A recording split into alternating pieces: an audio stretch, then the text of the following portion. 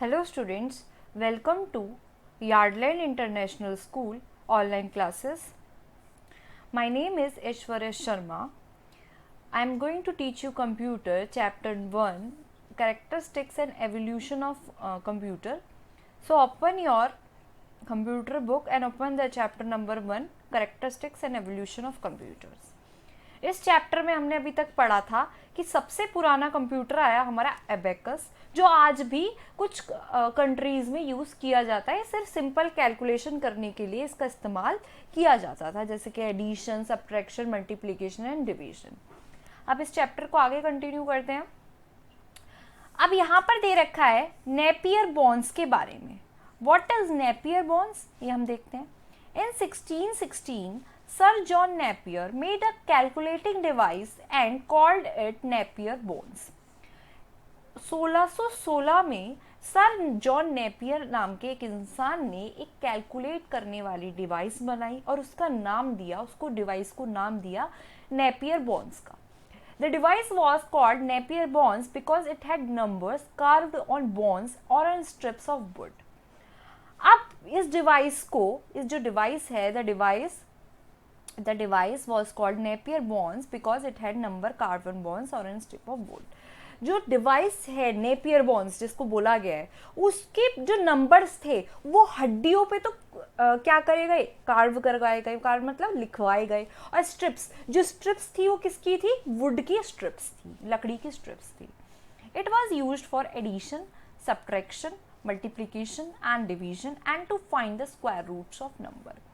अब ये जो बॉन्ड्स, नेपियर बॉन्ड्स का जो इस्तेमाल किया जाता था ऐड करने के लिए, सब्ट्रैक्ट करने के लिए, मल्टीप्लाई करने के लिए, डिवाइड करने के लिए, इवन स्क्वायर रूट्स फाइंड करने के लिए भी इनका इस्तेमाल किया जाता था नेपियर बॉन्ड्स का.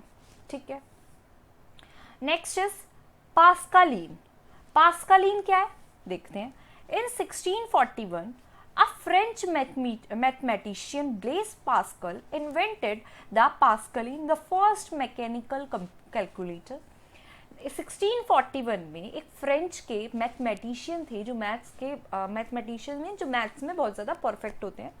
उनका नाम था ब्लेस पास्कल, जिन्होंने पास्कलीन को इन्वेंट किया, जिसको पहला मैकेनिकल कैलकुलेटर बोला जाता था.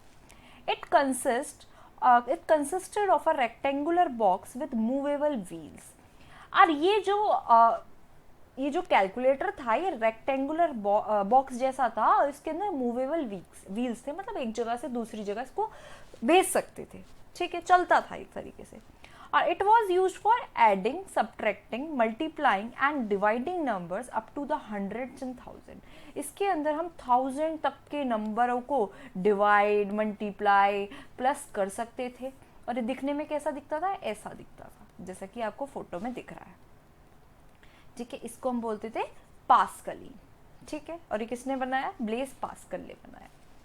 अगला है Lebanese computer. Leibniz calculator, the famous Leibniz, the famous German mathematician, improved on Pascal machine in 1971.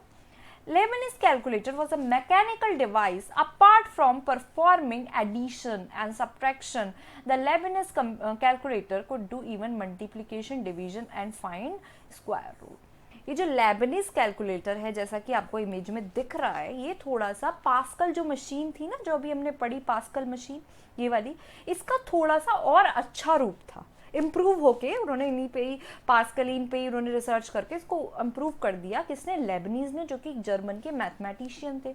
ठीक है, और इसके अंदर क्या परफॉर्म किया जा सकता था, इसके अंदर भी addition, subtraction, multiplication, even square roots भी हम फाइंड आउट कर सकते थे. ठीक है.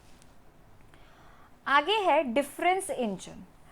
In the 19th century, a British mathematician Charles Babbage invented a machine called the difference engine to prepare mathematical tables.